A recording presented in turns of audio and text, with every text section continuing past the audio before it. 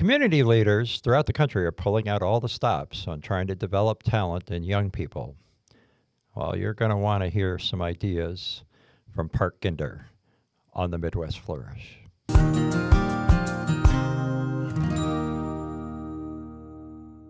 Greetings, I'm Rick Farrant, and I am your host for the Midwest Flourish. Our guest is Dr. Park Ginder, former school superintendent and now the executive director of Grow Allen in Allen County. Welcome, Park. Thank you. Ron Turpin was on a podcast fairly recently, and he was the founder of Grow Allen, which helps young people get lifelong learning opportunities and credentials so that they can be successful and also so that they will enhance the economic vitality of Northeast Indiana. And I do want to talk a little about that, but mostly what I want to do during our time here is delve into this whole situation of trying to get young people generally ready for the workforce, and also to have them learn beyond high school, a simple high school education. But initially, where is Grow Allen now? What have some of its successes been? Great question. Grow Allen's a convener bringing business, industry, and schools together to service kids. So we've done a lot of things with just conversationally with businesses that have led to what we're calling workforce windows tours. Those tours take students from their home schools out to business and industry locations, and they get to see firsthand on site some of these places that are potential career locations, or maybe just a place to help kids understand what happens in industry and business. And so I say that because as a high school principal, before as a superintendent, we often hosted career days or career fairs. And one of the things I learned there was you and I bring our business in, we throw our logo over the top of a table, we have some swag, and the kids wander around, but they really don't understand what happens behind the doors of given business and all the opportunities that are in a given industry. So they don't see logistics, they don't see HR, they don't understand the accounting pieces that go into, oh, this widget maker has all these other opportunities. All these other opportunities. So by taking kids to specific sites, and we've been to a lot of places already in Fort Wayne and Allen County. So in New Haven, we've taken New Haven High School students to Continental Diamond Tool and Souder Manufacturing because they drive by these two locations every day and they don't know what's going on there. A lot of aha moments for our kids. And it's done similar things with the military. So we had our first ever county-wide tour of the 122nd Fighter Wing, which took kids out there, and it's interesting to watch their eyes open. Yes, the F-16s are amazing, but to find out the educational opportunities that are tied to military service is really kind of a, I can do this and become a mechanic or work in health careers and those kinds of things. So that's just one facet, but a lot of it has to do with just opening opportunities for kids in industry through internships and work-based learning opportunities. Had a lot of companies step forward with, we'd like a high school intern or two. I always counsel them a little bit against jumping in too quickly, because sometimes the best high school intern the worst high school intern to have is the best one, because he or she goes so fast, does so well. They walk in on Monday and you're like, oh shoot, I forgot this kid and I don't have anything for him to do today. But there's a lot of opportunity there, and a lot of it has to do with opening kids' eyes to things beyond sandwich shops and retail. So there need to be outcomes from this. Yeah.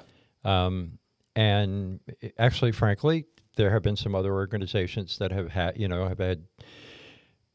done similar things, but maybe not on this scale, but have done similar things. This is something that takes a long time, right, to figure out outcomes. So how are you going to figure out, there's one measure of success, which is we took X number of kids into businesses. Right. Is there a metric that you're looking at or that you want to devise that will say, okay, 5 years, 10 years down the road, it was successful because? Yeah. I think a lot of that's going to become site-specific. You're right. It's a long-term play. If I take a sophomore or junior into your facility today, we aren't likely to see them hired or matriculate to a university or college or certification setting that brings them back for a number of years, 2 to 5 years. So I think there's going to be some things like you would see, hopefully Mr. Kelly Automotive would tell you, hey, we invested in these kids. Look what's happened. We're now bringing them back, and they're working in my facility. So we invested in them short term, but long term, now I have a group of people coming back into my company. There are a lot of potential partners looking at that now as hey, this might work for us. Local 166 was one of the first. If you were to tour their facility several years ago, it sat still during the day, but now there are 84 kids a day being trained in that facility, a multi-million-dollar facility. And they would tell you they're starting to see really strong results now after 5 years of that programming. And as we develop some things this coming fall in diesel mechanics and some other car mechanic kind of opportunities, that's limited, but now we're starting to see some opportunities at Sweetwater and some other places that are willing to say, hey, you know what, we have need for these kids.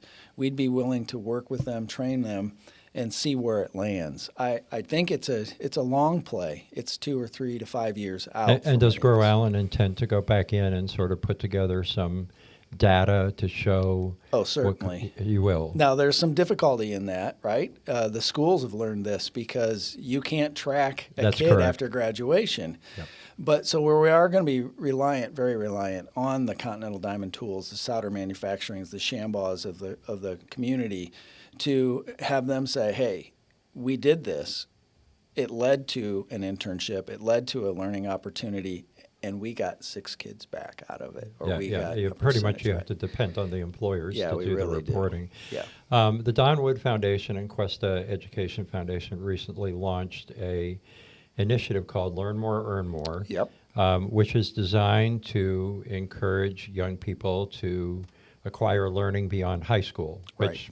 could mean a 2-year degree, a 4-year degree, a short-term certification, anything beyond just simply a high school education. Yes. Does that initiative align with what Grow Allen is doing? Yeah, most certainly. As a matter of fact, there were a lot of things with the initial Cuesta and Don Wood research that we based a lot of our initial ideas and launch out of. Those two things kind of were simultaneously happening. When the idea for Grow Allen kind of bubbled up and the 4 superintendents and a lot of key individuals in the community were coming together to talk about it, that was the same time that the initial study, the 2023 study, came out. And I think that undergirds the need, gives everybody a real strong understanding of why certifications and education beyond high school is important. Not just in Allen County, but in the region. Now, Grow Allen, obviously, is concentrating on Allen County. But when we look and see that the numbers suggest more than a need for more than 5,000 certificate and college earning degrees in our region, that's significant. Mm-hmm. And to not try to influence that in a positive manner would be foolhardy for our economy, for our community, and for these kids individually. It is an interesting time. The level of change that's been brought about through the state with the new diploma and all those things have really shaken some things. And so it's a great time to be creative. And the data that Cuesta and Don Wood have provided helps us to at least have a target. Yeah. So when I was in high school, 50-some years ago, I do not recall ever speaking to any school personnel about my future. Nor did they come to me to talk about my future. It was pretty much get your academics done, do enough that you can get a degree, and off you go wherever you're going. And speaking for myself, but I think for a lot of my peers, some of them I've kept track of, for the most part, they did pretty well. They did pretty well academically after high school. They did well with careers after high school. And now we're in this environment, which we've been in for some time now, where there are all these initiatives and all these strategies of trying to get young people, sent in the proper direction. Kind of crazy for someone who never experienced any of that. How do we find ourselves in this position with young people today? I've never been convinced that it's as bad as maybe our generation thinks it is, looking at the needs. The needs have changed. There's a lot more technology involved. There's a lot more rapid change. You know, when you were 50 years, I was 40. A lot of things in the manufacturing world that my peers went into no longer exist. I think I told you at one point a vignette about I had a high school teacher who was convinced I should go to Dana because I could be a bench drawer right off the bat and make $17 an hour. A lot of those opportunities don't exist anymore for kids, not in the same way they did for you and I. And that's why the need for increased training exists. There's similar work out there in advanced manufacturing, but think about just this room right now and the number of pieces of technology. What we're doing today didn't exist when we were kids either. And yes, someone could stumble into the ability to work with video and all of the marketing kinds of things that happen today, but it was a different world. I'm not sure I've answered your question. Well, I think you've talked about it one specifically just about talent and skills. Yeah. But there's another issue that's going on, which is motivation. Yeah. And that factors into it too. I'm not trying to brag. I sort of know your history, and I know you put in a lot of work and a lot of study to get to where you are today. Yeah. I worked a lot of crappy jobs before my journalism career took over, and then marketing. But there seemed to be, we've even noticed this in some of the focus groups that we participated in the Learn More, Earn More campaign. There just seems to be not only a lack of motivation, but a lack of interest in being motivated. And I think that's different than it was 40 or 50 years ago. Yeah, I don't know. I always say that kids flourish in an environment of structure. And I do think in many of our communities, we lack structure. You know, you and I used to have a lot of guardrails. A lot of those guardrails have come down, and the kids are floundering. And that has a lot to do with economics, but we also sell to the world a message that everything's failing, everything's devolving, and it's changing. It's always changing. This era is no different than our era. You know, the gray heads of our day thought we were lost too, I'm sure. But I know kids want the best things for their own lives. They just need to have conversations about them. Now, like you said, I don't remember having any conversations with a school person other than a couple of teachers. Hey, you're really kind of good at this. What'd you think of that? Right. I had conversations, but not, it was, hey, you're really good at this, but not what do you think about the future. It was, hey, you're pretty good, you're pretty good at this, which was probably their way of encouraging me to keep doing whatever it was that I was doing. Yeah. But as far as actually sitting down, as far as even having experiential opportunities, the experiential opportunities I created. Right. I walked into a business and said, hey, is there anything I can do? And so I'm saying, and where we are today is that we've got all these initiatives where we're feeling that we need to provide all these things for these young people to take them into industry or to show them the various options they have. For instance, do I go into trades? Do I go into college? I mean, none of that was happening. Right. So somewhere along the line, we think that's necessary. Right. And I think some of that's related to, this isn't a popular opinion, but prior to our generation, it wasn't unusual prior to World War II for a young kid, 16, 17, 18 years old, to go into business for themselves, to do big things. And then we created this teenage experience. And we've fostered that so much that I think sometimes we're surprised when we meet a kid who's got his or her stuff all together. And yet, I think they're out there in the same numbers they were when you and I were kids. We've just created That's really optimistic, Park, because they are out there. Yeah. But when you say in the same numbers, I kind of question that. They are out there. I've met them. Yes. Spoken like a true former principal and superintendent who cares about kids and wants to put the most positive spin on it, right? Well, I don't know that it's just a spin, but yes, it's definitely positive. I believe in kids. And I do think exposure matters because there are families, there are kids in our community who don't have access or don't see a way out of where they are. And those kids are the ones where we really need to foster some new opportunities. Yeah, yeah. So one of the terms that's been bandied about a lot in our region and elsewhere, I think it's I mean, it comes up all the time, is this in-demand, high-wage jobs. Yeah. Everybody's using it. Yeah. And it seems to me that focuses, I guess, on individual prosperity, but I almost feel like it focuses a little bit more on the economy at large. And what I'm wondering is, whatever happened to encouraging a young person to do what they love, to seek out what they love, and have a successful career at that? Yeah, I think we've made some decisions. I agree. And the problem I see with the high demand, high wage notion, there aren't that many. If $32 an hour is the beginning of high wage, there aren't many of those jobs out there for a young person. Correct. So that's where the certifications and the degrees and things come through. But we also have to help that student understand, or that young person understand, that this is a process. You're writing your life story. You are not likely. Yes, we all know somebody who launched at age 18 and all of a sudden they're wealthy and they bought the house down the street. But the rest of us built wealth and success over time. And that didn't matter what neighborhood you came from. Mm-hmm.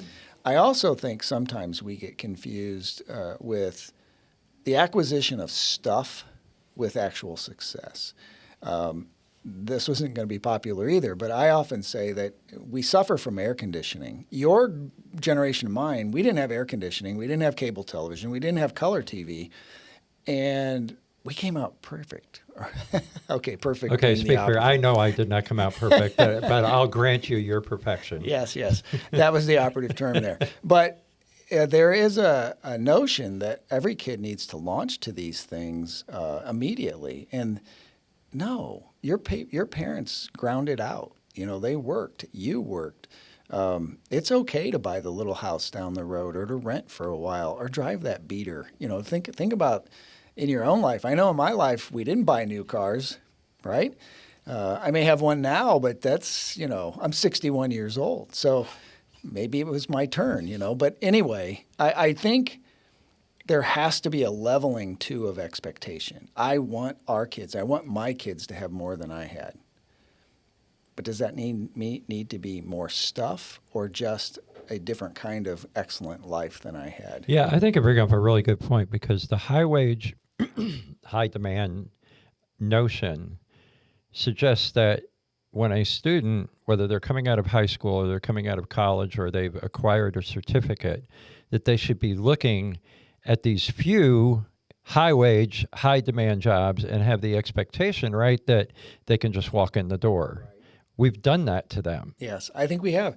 And if you, and I know you've done this, I've been in multiple businesses in this community, well over 100 in this last year. I haven't met anybody who doesn't create opportunities within their organization, within their business, for you to move up. Yeah. And that's a sales point. Yes, we're going to bring you in at $22 or $24 an hour, but if you do X and Y, within a year you're making 26, and this happens and this happens. Opportunities are often created, and we need to let kids know that this part of life is writing your story and making these opportunities and creating them as you go. Yeah, yeah. Another thing that we've noticed, and I just looked at some fairly recent statistics on it, you know, our kids are struggling academically. A lot of them are. But I mean, if you look at it across the board, it's either declining or the progress has sort of stalled. Good word. Thank you. Love that word, because I was searching for a word. But that is correct.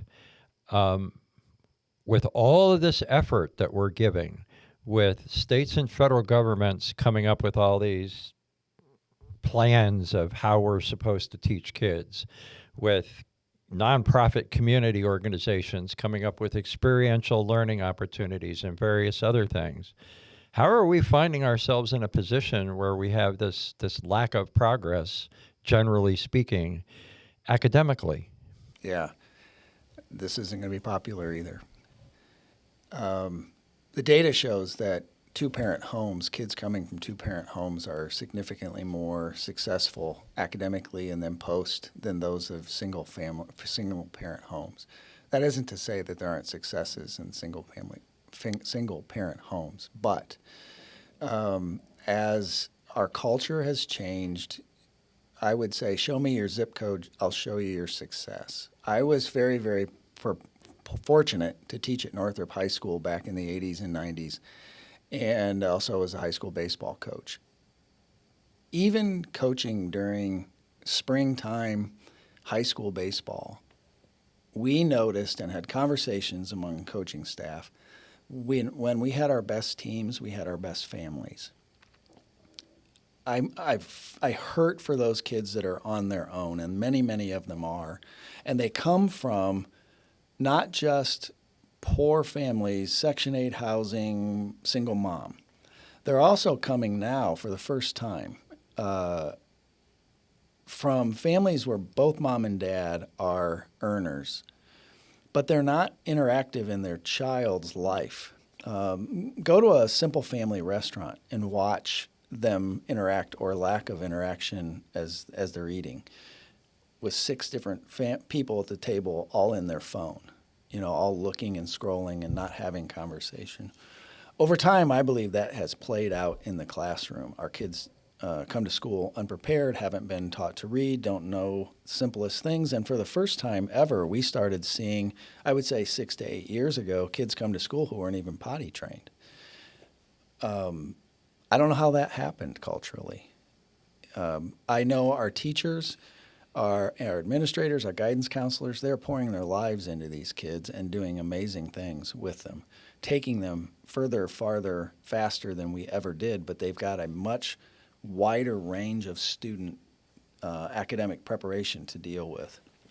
And when a young person comes to school behind, they almost never catch up. And it's so different.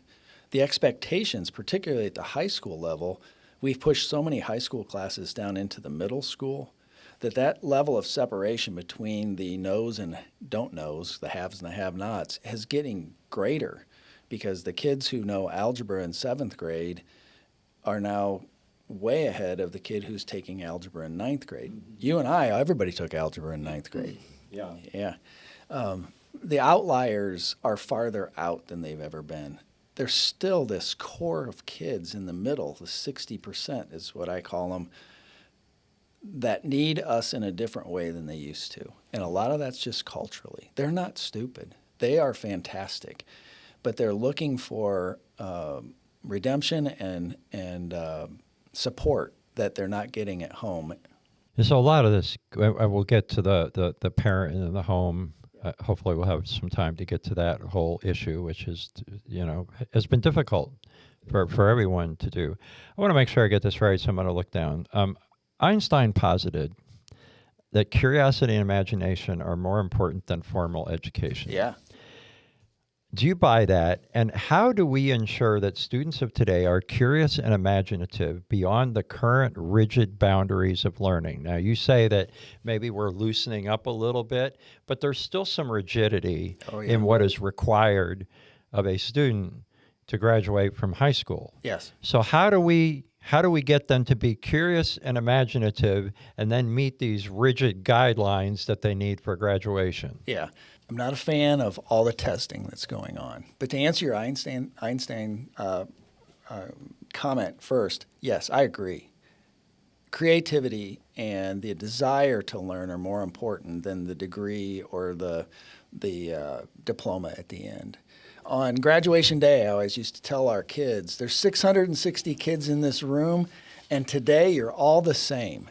You're graduates. And everything that happened in 3rd grade, everything that happened in 7th grade, 8th grade, it no longer matters. Go, launch, be yourself, I always got a lot of rave reviews about the talk. I don't know what happened to it afterwards, right? But I do think there are some elements. We all want metrics. We talked about metrics of Grow Allen. Yes, what gets measured gets done. but not everything that's measured is important. Yeah. And we all know kids, people, individuals in our community, in business, bankers who were not great students. A lot of A students are working for C students. Just because you were good in school doesn't mean you're going to be successful at the next thing. Are you saying then that you're acknowledging that academic performance has either declined or stalled depending on, whether we're looking at math or science or whatever we have to be. Are you saying then that it doesn't matter as much as we think it does, that the actual numbers of academic performance are not growing, that there are other things we need to be looking at in each student? Good question. Yes. I think there are other things we need to be looking at, and they are on the edges. They're soft skills. They aren't a hard score. Now, an SAT score is valid, and it shows an aptitude, and it kind of separates where I can go to college and where you can go to college, or the same as an LSAT or all the other things that you might take. But within any field of study, there's that person who comes to the game with more or less talent than you, who ends up higher on the hierarchy because of it. And not everybody comes to the game with it. I was an art student. I didn't have it. I was a plugger. But my college roommate and this other young woman, they were way better than I were because they created from within in a way I didn't. You know what? I'm sure as an art student, your future was looking pretty bleak for a while.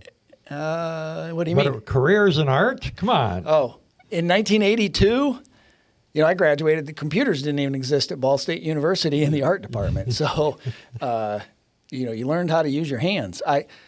Bleak, I don't remember it ever being bleak, but there was a period of time where there was fear in the schools that they were going to cancel our art program. Yeah, well, I just remember the stories about parents that would go, "What, you're going into art?" My dad struggled a little bit with there that. you go. That's where I was coming from that. Yeah. Which is a perfect segue in the last few minutes that we have. Personally, you mentioned in your doctoral dissertation. Yeah. Actually, as the introduction of your doctoral dissertation. Yeah. Which is I probably better than the whole paper, honestly. Well, I didn't read the whole paper. I read some of it. Good for you. I haven't looked at it since I wrote it. But you said that it was dedicated to your parents who provided the love and structure to launch 5 successful kids into the world. Yeah. What specifically, and this is where we get to parents and home, what specifically did your parents provide that allowed you to achieve? My mom and dad, they're great. They're still here today. They're both in their mid-80s. They weren't throwing around a lot of I love yous, but we knew we were loved. We were well-fed. We didn't have a lot of clothes, but we were clean. Dad was a teacher. Mom was a stay-at-home mom. Dad worked his butt off in the summer as a painter or summer school. Depending, he moved around a little bit to keep it fresh, but every summer he worked. And we knew Dad got up at 4:30 in the morning and disappeared and came back, and there was no question that he didn't love us. There was no question that when Mom said, there was a note on the table every morning, Park, you have to weed 8 rows of green beans. And she went down through the family list, and every kid had head to the garden work to do, right? Sweat your butt off. She got up at 4:30 or 5:30 and did stuff when it was cool. One of the things I think my parents did really well, and I think I mentioned this to you in another format, I don't believe in quality time or quality time with your family. What they need is quantity time from Mom and Dad. They need to see Dad when he hammers his thumb and doesn't swear. They need to see Dad in a way when he took you to sledding at Franke Park and at age 45 jumped on the sled and went head down, and enjoyed it. When we got to see our parents living life and interacting with people, whether it was in a faith community, whether it was at the ballpark and Little League, it didn't matter where it was, I became aware of what I was going to be in life because I was living with the example of my father and my mother. And they took us everywhere. We didn't take vacations. There was no money to go to a fancy vacation. if we took a trip, they tried to tie it to one of our kids' interest. When I say one of our kids, one of my brothers or sisters or myself. We knew we were loved. We knew we had access, and we knew they were high expectations, even though those weren't really spoken. So here's an example. I was a terrible high school math student because I pushed against it. And I would get a D one quarter and then bring home that grade card. And my dad would say, every night, 30 minutes, you and me. And I would get an A the next quarter. And I was in Algebra 2. And I remember taking a test in Mr. Beard's class, and I got 200 out of 200 points. And he said, how'd you do this? Because I'd been failing. Yeah.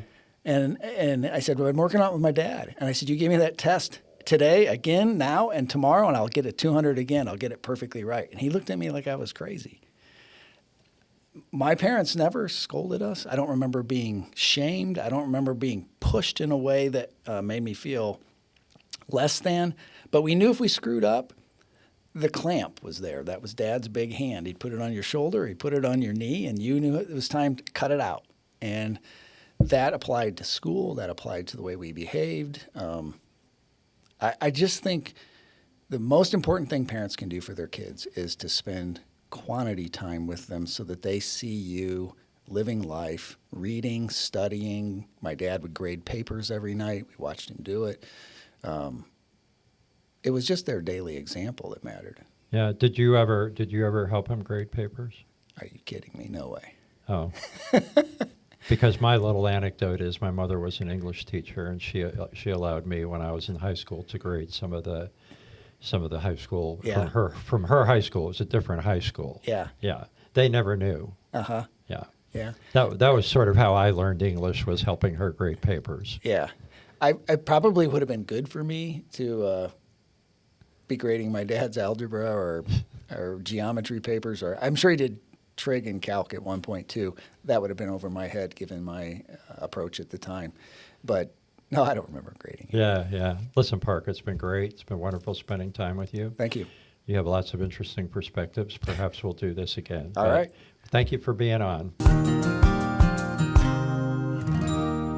That's a wrap on today's episode of the Midwest Flourish podcast. Want to dig deeper or get involved? Head to marketingthemidwest.com to explore how we can work together to empower your community to flourish. Let's keep the Midwest momentum going and shape the future of our region together.